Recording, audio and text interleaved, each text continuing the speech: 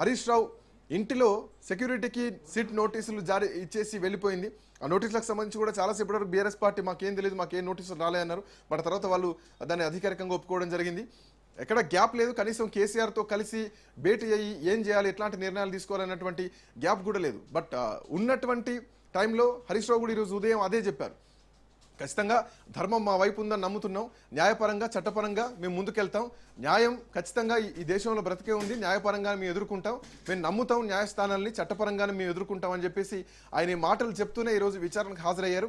ఎక్కడ గ్యాప్ లేకపోయినా కానీ ఉన్నటువంటి తక్కువ సమయంలో కూడా ఆయన ఎంక్వైరీకి అటెండ్ అవుతామంటూ ఎక్కడా కూడా మేము ఈరోజు వస్తాం రేపు వస్తాం ఆల్రెడీ షెడ్యూల్ ఫిక్స్ అయిందని చెప్పకుండా ఆయన ముందుకే వెళ్ళారు ఎంక్వైరీకి ఫోన్ ట్యాపింగ్ విషయంలో. సో ఏం జరిగింది, ఎట్లాంటి అంశాలని ప్రధానంగా హరీష్ రావుతో చర్చ అంటే విచారణ చేయడం జరిగింది, హరీష్ రావు ఎట్లాంటి సమాధానాలు ఇచ్చారు, ఏం చేశారని మాత్రం మరికాసేపట్లోనే తెలంగాణ భవన్లో హరీష్ రావు మాట్లాడబోతున్నారు. సో హరీష్ రావుతో పాటు కేటీఆర్ కూడా జాయిన్ అయ్యేటువంటి అవకాశాలు ఉన్నాయి. ఎందుకంటే హరీష్ రావు ఈరోజు విచారణకు వెళ్ళిన తర్వాత కేటీఆర్ కూడా చాలా అంశాలు మాట్లాడడం జరిగింది. 6 గ్యారెంటీల విషయంలో ప్రశ్నిస్తే, లేదంటే ఆ రోజు అమృత్ టెండర్ల విషయంలో ప్రశ్నిస్తే, పొంగులేటి శ్రీనివాసరెడ్డి కొడుకు 100 మందితో భూ కబ్జాలకు వెళ్తే అక్కడెందుకు సిట్ రాదు, సంపత్ కుమార్ లాంటి ఏఐసిసి కార్యదర్శి పాయింట్ బ్లాంక్లో తుపాకీ పెట్టి డబ్బుల కోసం డిమాండ్ చేస్తే అక్కడెందుకు సిట్ రాదు, ఎట్ సేమ్ టైం ఇంకా కొన్ని అంశాల విషయంలో కానీ ఈవెన్ కొండ సురేఖ విషయంలో ఎస్ఓటి పోలీసులు వెళ్తే మరి ఎందుకు ఆ విషయం ఎందుకు బయటికి రాదు, ఇలా చాలా అంశాలని ప్రస్తావిస్తూ అమృత్ టెండర్ల విషయం అయితేనేమి,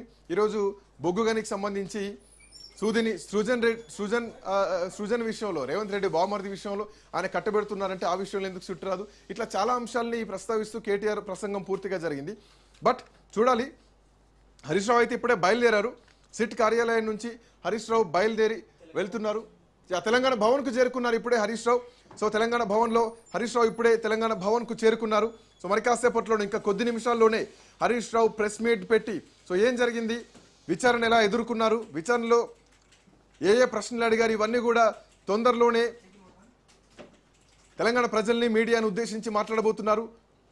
సో చాలా తక్కువ వ్యవధిలోనే హరీష్ రావు సిట్ కార్యాలయం నుంచి చేరుకున్నారు, తెలంగాణ భవన్ చేరుకున్నారు.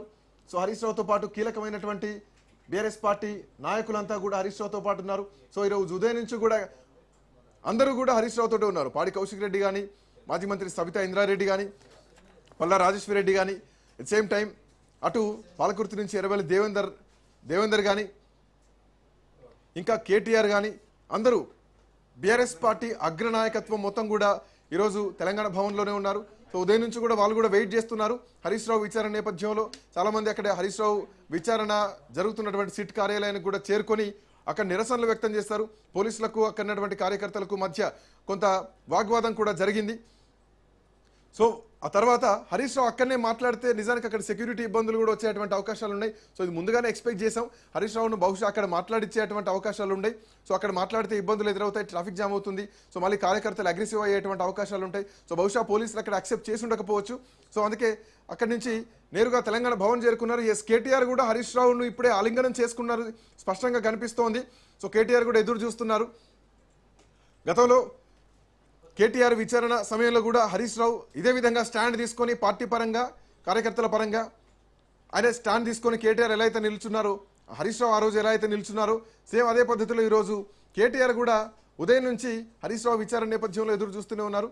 సో మొత్తానికి తెలంగాణ భవన్కి హరీష్ రావు చేరుకున్నారు. కేటీఆర్ కూడా హరీష్ రావుతో పాటు ఉన్నారు. వేముల ప్రశాంత్ రెడ్డి ఉన్నారు, అటు పద్మరావు గౌడ్ కూడా ఉన్నది కనిపిస్తోంది. మాజీ మంత్రి సత్యవతి రాథోడ్ కూడా హరీష్ రావుతో ఉన్నారు. సో కేటీఆర్ హరీష్ రావుతో పాటు కీలకమైనటువంటి బీఆర్ఎస్ పార్టీ నాయకులంతా కూడా తెలంగాణ భవన్లోనే ఉన్నారు. పల్లా రాజేశ్వర రెడ్డి కూడా ఉదయం నుంచి అక్కడే ఉన్నారు, తెలంగాణ భవన్లోనే ఉన్నారు. సో మరి కాసేపట్లోనే హరీష్ రావు మీడియా ముందుకు వచ్చి మాట్లాడబోతున్నారు.